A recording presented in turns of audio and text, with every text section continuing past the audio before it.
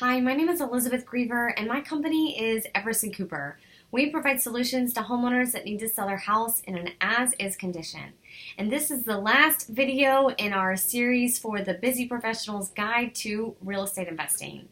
So if you want to be a real estate investor and you really want to get involved in the deal and you've got some money that you are able to invest in it, it might be worth it to partner with somebody who's already in this, who's already out there every single day looking for deals and fixing up houses to sell or to rent. So when you find that partner, you guys can work together. That partner can be in charge of finding the property, you can be in charge of funding the property, and then maybe you together with the partner kind of being the lead can get through the construction and then turn around and list the property on the market for rent or for sale.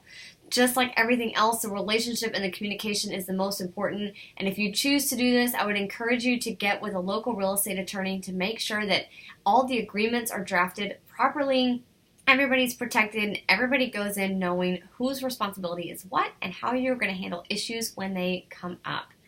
This is our guide to the Busy Professional's Guide to Real Estate Investing. Thank you so much for tuning in.